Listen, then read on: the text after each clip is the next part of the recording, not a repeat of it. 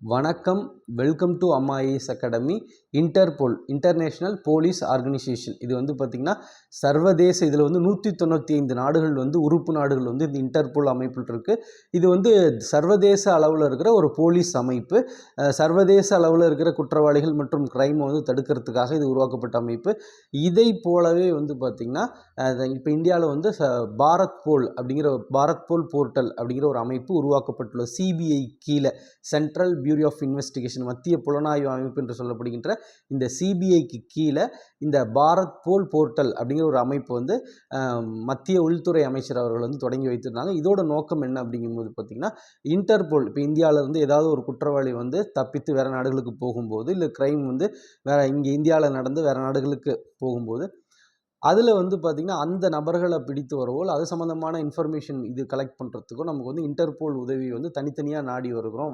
இந்தியாவில் வந்து நிறைய போலீஸ் ஏஜென்சி இருக்காங்க, என்ஃபோர்ஸ்மெண்ட் ஏஜென்சி நிறைய பேர் இருக்காங்க. ஸோ இவங்களுக்கெல்லாம் ஒரே வந்து ஒரு கலெக்டிவ் ஏஜென்சியாக இருக்கணும் அப்படிங்கிறதுக்காக தான் இந்த பாரத் போல் அப்படிங்கிற ஒரு அமைப்பை வந்து ஏற்படுத்தியிருக்காங்க. இது சிபிஐக்கு கீழே வருது. இந்த பாரத் போலை பொறுத்த வரைக்கும் பாரத் போல் போர்ட்டல் வந்து சிபிஐ முழுக்க கண்ட்ரோல் பண்ணுவாங்க. ஸோ இதை வந்து இப்போ வந்து மத்திய உள்துறை அமைச்சர்கள் வந்து இது வந்து இன்டர்போல் மாதிரியே செயல்படும் அப்படின்னு சொல்லிட்டு இதற்கான பயிற்சிகள் வந்து அனைத்து போலீஸ் ஏஜென்சிக்கும் வழங்கப்படும் அப்படின்னு சொல்லிட்டு இந்த அமைப்பு வந்து டெல்லியில் தொடங்கி வச்சுருக்காங்க. இரண்டாவது வந்து பார்த்திங்கன்னா தமிழ்நாடு கவர்மெண்ட் வந்து ஒரு இப்போ ப்ரெஸ் ரிலீஸ் நேற்று பண்ணியிருக்காங்க, ஒரு ரிப்போர்ட் பண்ணியிருக்காங்க. என்ன சொல்லியிருக்காங்கன்னா, ஒரு அறிக்கையில் என்ன சொல்லியிருக்காங்கன்னா, தமிழ்நாடு வந்து இந்தியாவிலே அதிக வேலை வாய்ப்புகளை வழங்கும் மாநிலமாக இருக்குன்னு சொல்லிட்டு ஒரு சில குறிப்புகளை கவர்மெண்ட் ரெக்கார்டு வந்து புள்ளி விவரத்தோடு ரிலீஸ் பண்ணியிருக்காங்க. நம்ம வந்து எக்ஸாம் பாயிண்ட் ஆஃப் வியூவில் சில பாயிண்ட்ஸ் நம்ம தெரிஞ்சுக்கலாம்.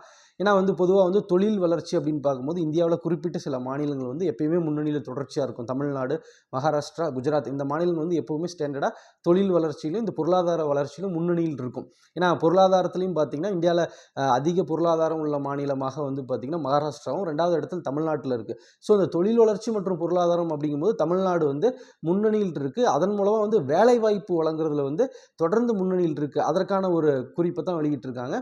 என்ன சொல்லியிருக்காங்க அப்படின்னு பார்த்தா ஆர்பிஐ ரிப்போர்ட் வந்து 2023-24 ஆண்டுக்கான ஆர்பிஐ ரிப்போர்ட்டை வந்து ரிலீஸ் பண்ணியிருக்காங்க. அந்த ரிப்போர்ட்டில் என்ன சொல்லியிருக்காங்கன்னா, தமிழ்நாடு கவர்மெண்ட் வந்து பார்த்திங்கன்னா தமிழ்நாடு கவர்மெண்ட் வந்து அதிகமான வேலை வாய்ப்புகளை வழங்குறாங்க. எந்த துறை மூலமாக வழங்குனா எம்எஸ்எம்இன்னு சொல்லுவாங்க இல்லைங்களா, micro small and medium scale enterprises, சிறு குறு மற்றும் நடுத்தர இந்த துறை, அது சம்மந்தமாக தொழில்துறை வந்து இருக்குது. அதன் மூலமாக தமிழ்நாட்டில் அதிகமான வேலைவாய்ப்புகள் வழங்கப்படுகின்றது. குறிப்பாக வந்து தமிழ்நாட்டில் வந்து கிட்டத்தட்ட 39,000 வந்து சிறு குறு தொழில்கள், 39,600 சிறு குறு தொழில் அமைப்புகள் உள்ளன, சிறு குறு தொழில்கள் உள்ளன. அதன் வாயிலாக கிட்டத்தட்ட 4,81,000 பேருக்கு வந்து பார்த்திங்கன்னா இந்த வேலைவாய்ப்பு வழங்கப்படுகிறது அப்படின்னு சொல்லியிருக்காங்க. இதை ஒட்டி மகாராஷ்டிரா, குஜராத்தில் வந்து எவ்வளோ தொழில் அமைப்புகள் உள்ளன, அதன் மூலமாக எவ்வளவு வாய்ப்புகள் வழங்கப்படுகிறது அப்படிங்கிற ஒரு டேட்டாவையும் ரிலீஸ் பண்ணியிருக்காங்க. நமக்கு மெயின்ஸில் சில பாயிண்ட்ஸ் இது சம்மந்தமாக நமக்கு யூஸ் ஆகும். இது சம்மந்தமான கொஷின்ஸ் முன்னாடி வந்திருக்கு.